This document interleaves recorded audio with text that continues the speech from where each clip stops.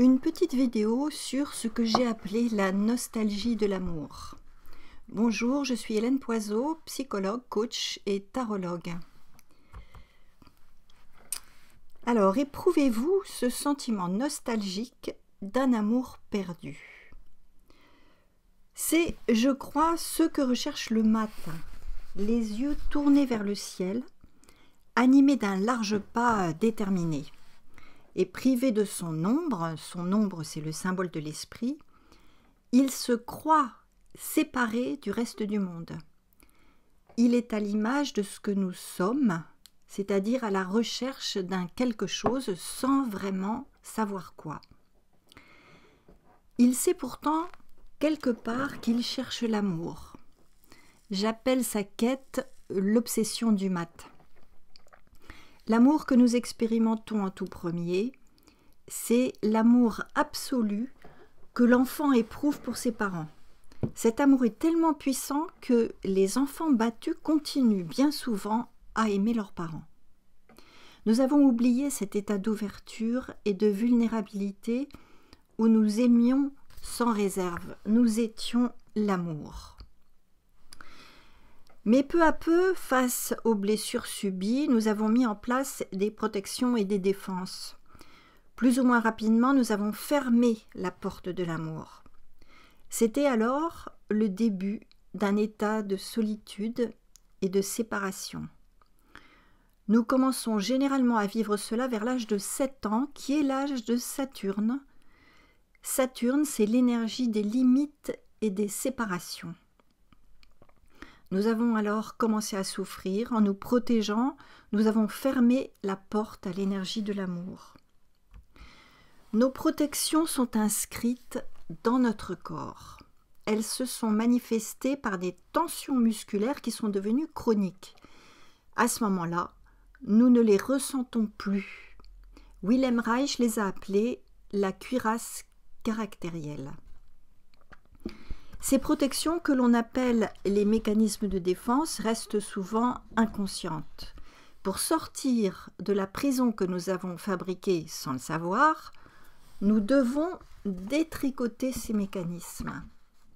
Nos stratégies reptiliennes, attaque, fuite et inhibition de l'action, nos pensées, nos réactions automatiques, nos croyances et nos projections. Nos pensées et nos émotions ont une action sur notre corps. Inversement, la gestion de notre corps a une action sur notre état d'esprit. Nous pouvons donc agir sur notre corps par l'exercice, la respiration, l'alimentation, l'hydratation, et nous pouvons agir sur nos croyances en prenant conscience. Tout ce que nous vivons, c'est simplement le résultat de nos croyances. Ce sont des croyances limitantes qui nous limitent. En nous posant la question « Qu'est-ce qui ne me plaît pas dans ma vie ?», nous pouvons facilement détecter les croyances qui sous-tendent ce que nous sommes en train de vivre. Nous pouvons aussi nous demander de quoi je veux me protéger, qu'est-ce que je ne veux pas vivre ou qu'est-ce que je ne veux plus vivre. Par exemple, je ne veux plus vivre cet état d'urgence que je ressens et qui m'empêche d'être complètement présente à l'instant. C'est comme ça que j'anticipe souvent l'instant qui est juste devant. Je crois que si je ne me mets pas dans cet état d'urgence, qui est un réflexe, je risque quelque chose. Alors peut-être serait-ce la mort ? En m'interrogeant sur cette question, j'imagine que je risque d'être agressée ou blessée ou bien emprisonnée ou malheureuse. Ma croyance, c'est me mettre dans un état d'urgence me protège. Après avoir identifié vos croyances, vous pouvez ensuite les modifier en installant de nouvelles croyances dans votre subconscient. Un bon moyen consiste à répéter en boucle de petites phrases exprimant la croyance que vous voulez mettre en place. Par exemple, compte tenu de ma croyance, je peux me répéter « présence heureuse » avec lenteur et douceur, ce qui contraste avec cet état d'urgence qui me pousse à faire les choses le plus vite possible.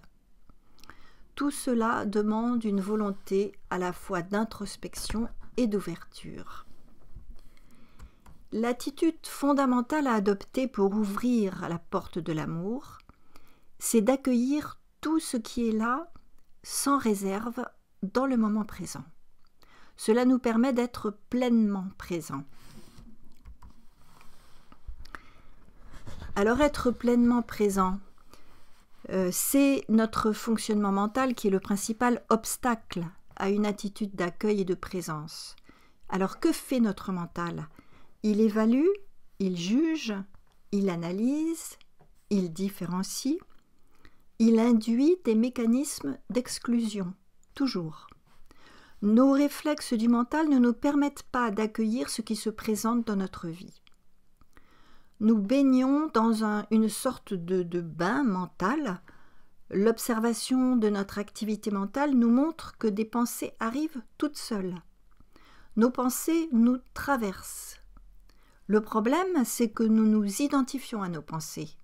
Elles nous placent dans un état de brouillard qui nous masque notre être.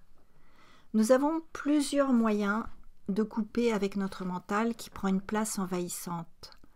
Nous avons la possibilité de porter notre attention sur les points suivants au choix. Nos tensions corporelles pour les détendre, volontairement, un mot ou une phrase mantra que l'on répète, notre corps énergétique que nous pouvons ressentir de façon subtile, notre respiration que nous pouvons mener de façon volontaire, nos sensations, que nous pouvons être à l'écoute de nos sensations, et notre posture. C'est juste un réflexe à acquérir. Chaque fois qu'une pensée inutile arrive, je choisis de porter mon attention sur l'un de ces points. Alors, comment utiliser votre tarot ? Vous allez pouvoir prendre une carte qui représente l'activité inutile de votre mental et puis une deuxième carte qui vous indique où porter votre attention chaque fois qu'une pensée inutile se manifeste.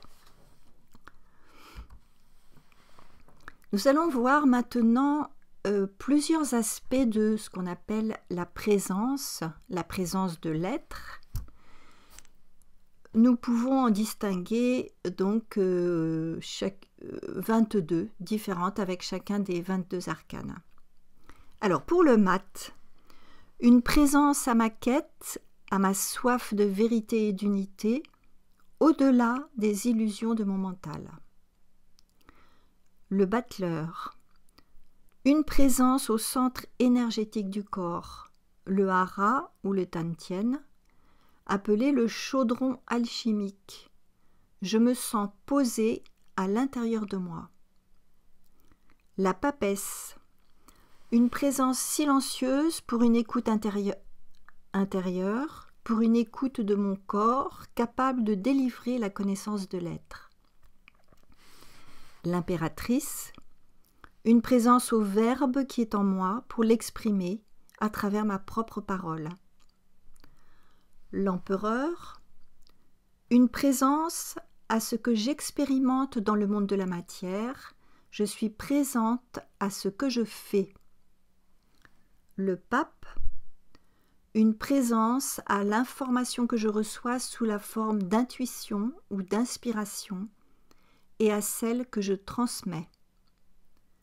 L'amoureux, une présence à l'amour-désir que je ressens tout en restant connecté à l'amour inconditionnel ou divin que j'ai pour ma compagne ou pour mon compagnon. Le chariot, une présence à mon corps, vécu comme le véhicule de mon âme, qui me permet de trouver mon pouvoir dans le monde. La justice, une présence à ce qui est juste, impeccable pour moi, mes pensées justes, ma parole juste, mes gestes justes, mon attitude juste. L'ermite, une présence à mon humanité faite de bonté, de douceur et d'intériorité pour accompagner les autres. La route fortune, une présence au témoin immobile que je suis, du mouvement de la vie qui passe et circule à travers moi. La force, une présence à l'énergie qui dirige mes pensées et mes actions, et à celle qui est capable de tenir mon ego en respect. Le pendu, une présence à l'être qui se manifeste à travers ma réceptivité, le relâchement de mes tensions, mes sensations, mon intuition. L'arcane 13, une présence à l'ouverture de la porte de l'invisible lors des crises, des chamboulements, des bouleversements et des changements de toutes sortes. Tempérance, une présence au souffle léger et subtil de mon âme qui me demande de réunir tout ce que je crois séparé. Le diable, une présence à la façon dont mon ombre se manifeste sans que je le veuille, en comprenant que dans la dualité, l'ombre révèle la lumière qui est en moi. La maison Dieu, une présence à mon corps vécue comme la maison du feu de l'esprit qui s'engouffre par l'ouverture de mon chakra couronne. L'étoile, une présence à la source de vie que je deviens lorsque je suis dans mon authenticité, dans ma simplicité et dans ma vérité. La lune, une présence à mon énergie féminine qui agit dans l'obscurité, même si je crois qu'il ne se passe rien, comme l'enfant grandit avant de naître. Le soleil, une présence à mon double, mon jumeau, qui est mon être solaire, et qui vient me rejoindre sous le soleil de la grande conscience. Le jugement, une présence à mon être divin que j'incarne dans mon corps biologique, qui réunit les trois règnes créés, minéral, végétal, animal, et les trois règnes créateurs. Le monde, une présence aux quatre énergies devenues vivantes en moi, celle de la terre, de l'eau, de l'air et du feu, d'où émerge l'essence de tout ce qui est.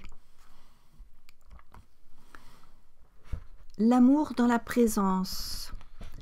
La justice illustre une présence intense et impeccable, tandis que tempérance illustre l'énergie d'amour qui réunit. Ces deux femmes sont complémentaires, puisque 8 plus 14, ça fait 22. Elles sont aussi complices.